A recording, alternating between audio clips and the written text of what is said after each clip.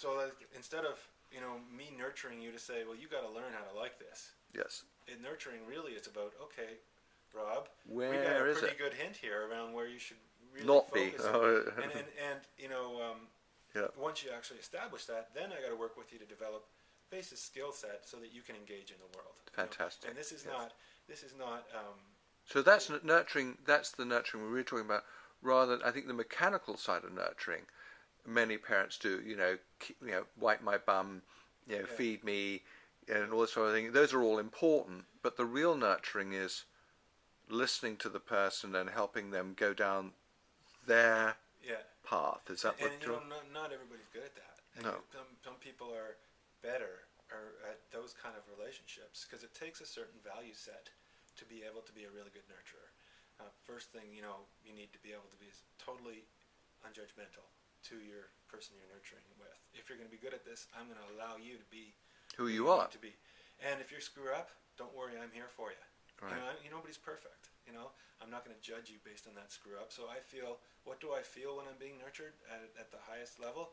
I feel safe. Safe, yes. If I can't develop a safe environment, I will not be able to nurture or be nurtured. So another test is, if the nurturing process is working well, does the person being nurtured feel safe? Yeah, that would be, you will not be able to be nurtured if you do not feel safe. You will not take a risk. You will not allow yourself to be judged. Right. You're very careful. So trust is strongly related to this, isn't it? Yeah, trust is in every aspect that we're going to talk about. But being trusted it's a certain type of trust in a nurturing one that is going to be unjudgmental. Now, the other component to this, though, because I'm going to talk about other relationships, you have to trust every one of these at some level, or else you can't be in a relationship. There's almost like foundational values, and some foundational values are trust, integrity, that kind of stuff you have to have anyway. But now we're talking about we're getting into the shades of what, that's just in the light spectrum. Now we're getting to the shades of the color, and nurturing is all about helping somebody understand who they are, giving them the skills, and then the most important part of nurturing, letting them go.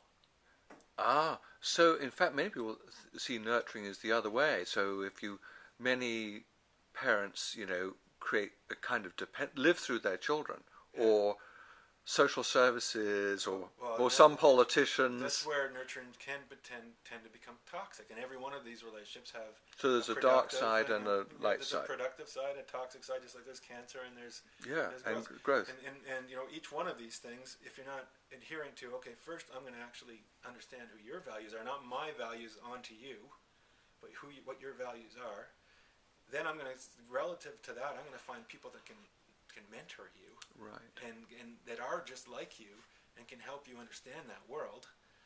Might not be me, but I'm going to help you find. Well, we know that, for instance, in the working with people who have really serious problems like post-traumatic stress disorder or alcoholism or whatever, the only people who can really help you feel safe enough to take charge of your life are other people like you. Yeah, I mean that understand that value.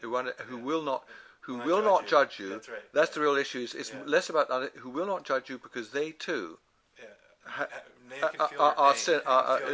They've everything you've done. They've done. Yeah, and then all of a sudden you feel like you can belong, which allows you to grow. Now you're in a safe environment, but it can't finish there, right? You can't be dependent. Sometimes it can feel so comfortable to be mentored your whole life. Yes. And you never grow up. Right. And that's just as much of a fault of the nurturer as it is the nurturee. It's a potential codependent relationship, where at some point you have to say, okay, you go out and do what you're supposed to do. Now, you don't say you're not there for them in tough times, right, but you got to go out and realize your own potential. Otherwise, you will always be stunted. Right. In those areas. So that's a big, nurturing is a big component of. It's central to we're primates, of course, as well, where. You see, it's an all primate. Monkeys, apes, baboons. We'll talk about it in a little bit, but we are in such a deficit in nurturing in our society right now. The stress levels in our society, I would argue, are at the proportion they are because we don't have much nurturing left, and it's actually an undervalued relationship within society. We need primary, and the way we nurture is not really what I just talked about. Yeah. You know, if you look at the primary school system, if you look at the health system, which are all nurturing Yeah. capacity. If you look at social services, if you look at what used to be, you know, big social institutions within our societies, Yes. community institutions like Boy Scouts and Girl Guides Yeah. and Rotary clubs, and these are All dying.